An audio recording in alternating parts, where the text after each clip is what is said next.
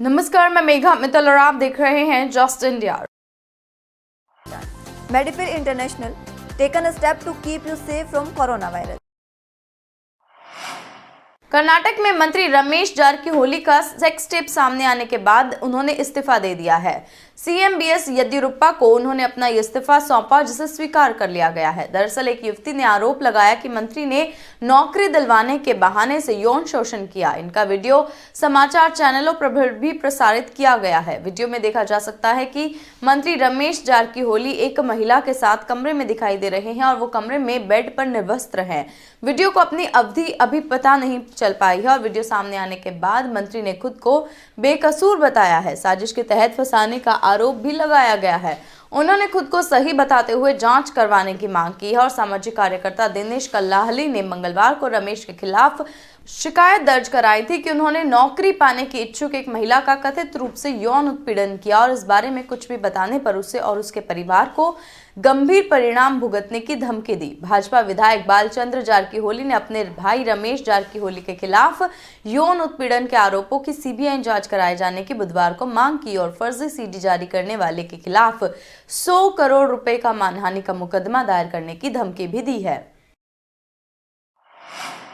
हरियाणा के मुख्यमंत्री मनोहर लाल ने बुधवार को चंडीगढ़ में हरियाणा शहरी विकास प्राधिकरण की अंतिम एवं फाइनल निपटान योजना लॉन्च की है। इस अवसर पर उन्होंने कहा कि योजना के तहत प्लॉट और संपत्ति प्रबंधन हरियाणा शहरी विकास प्राधिकरण द्वारा अब तक अतिरिक्त मूल्य ब्याज विलंबित ब्याज के आधार पर गणना की जाएगी।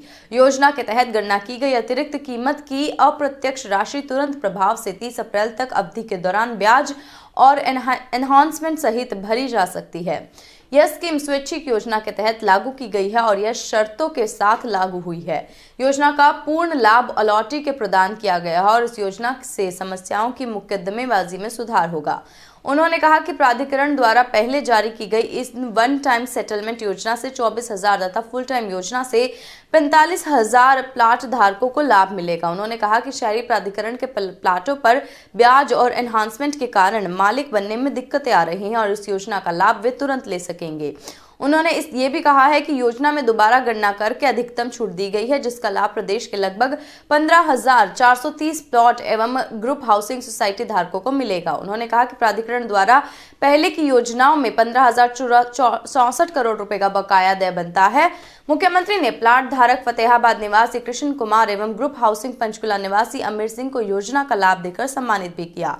हरियाणा में हरियाणा शहरी विकास प्राधिकरण के माध्यम से जो भी जनता को उनके रेजिडेंशियल के नाते से अथवा अन्य प्रकार के जो प्लॉट्स दिए गए थे, उसमें पिछले वर्षों के अंदर लगातार जो एनहांसमेंट के फैसले आए, परिणाम स्वरूप जनता के वो जो अलॉटीज़ हैं जिनको एचएसवीपी के प्लॉट दिए गए थे, उनके ऊपर भी एनहांसमेंट का बड़ा वजन ये डाला गया था।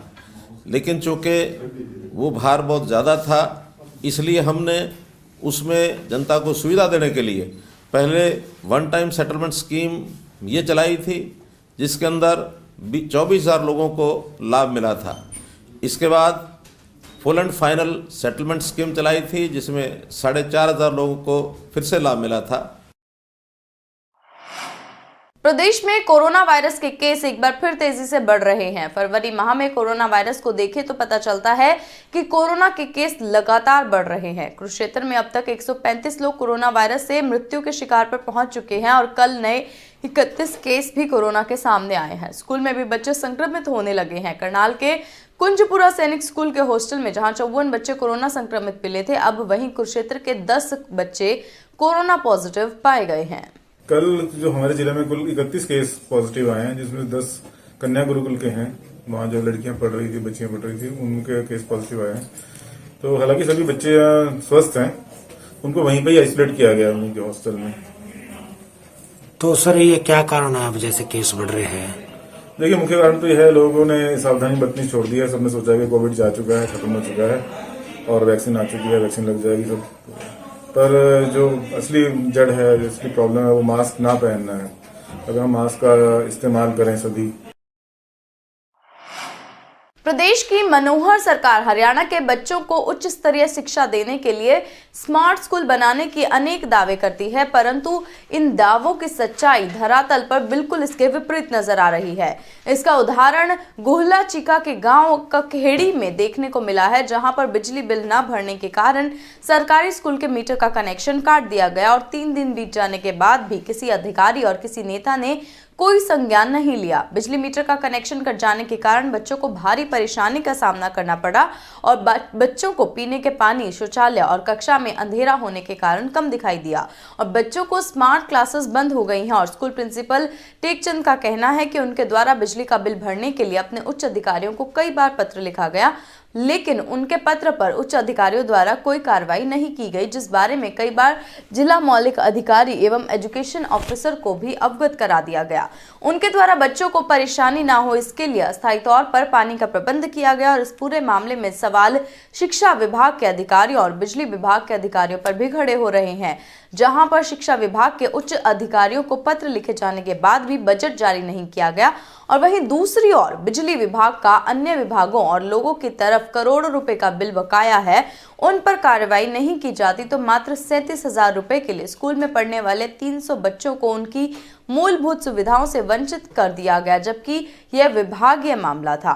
समस्या का सामना करना पड़ रहा है आपको? वो पानी की कमी, मतलब पानी नहीं है हमारे स्कूल में और शौचालय में भी पानी नहीं है। हाँ, कम नजर आ रहा है। तो कितने दिन से समस्या है आपकी? ये 2-3 दिन से समस्या है। वो बाहर से पानी लेके आ रहे हैं, हेडमास्टर सर ने वो कैंपर की सुविधा कर रखी है, तो पानी की हमें बहुत ज़रूरत है और बिजली की बहुत ज़रूरत है।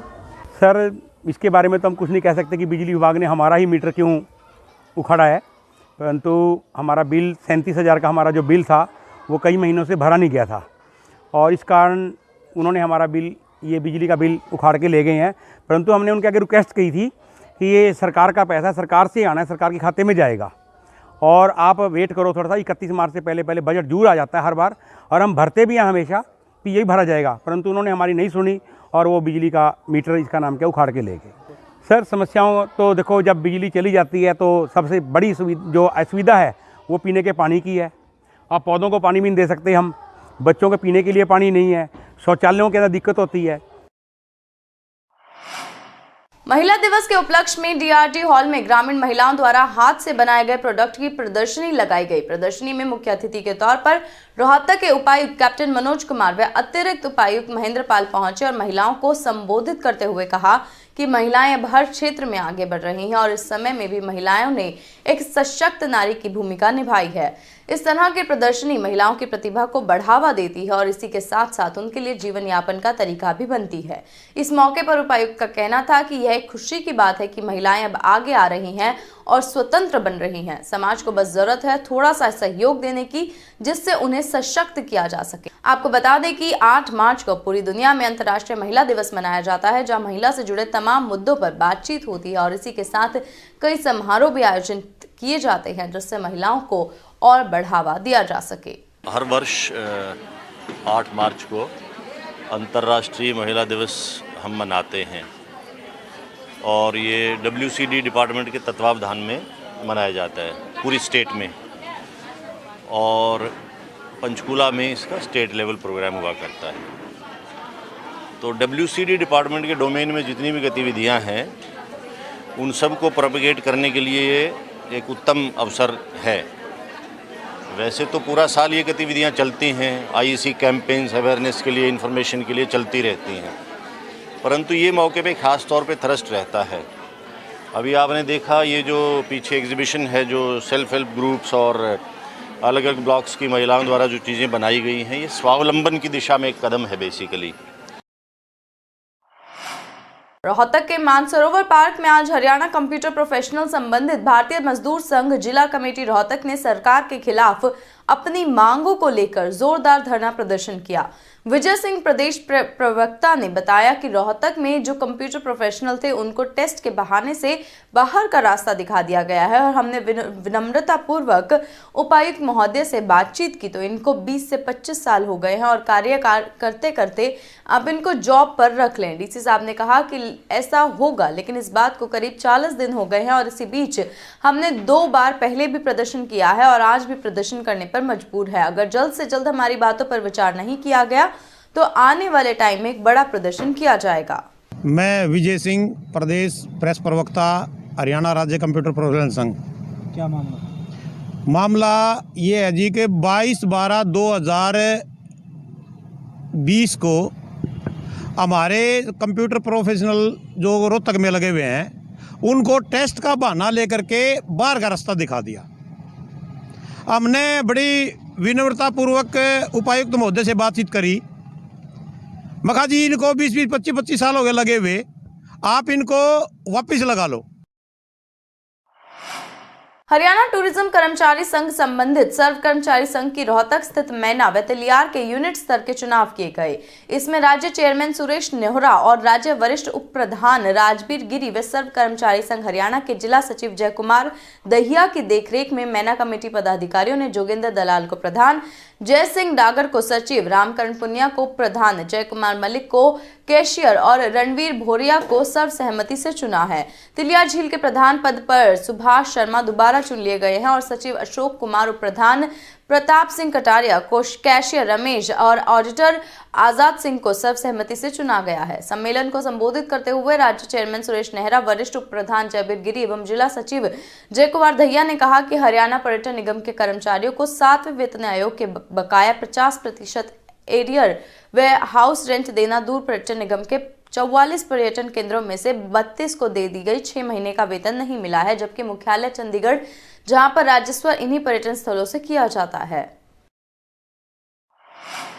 Be Fast Fit, India's fastest growing fitness chain, now at Rohtak D Park.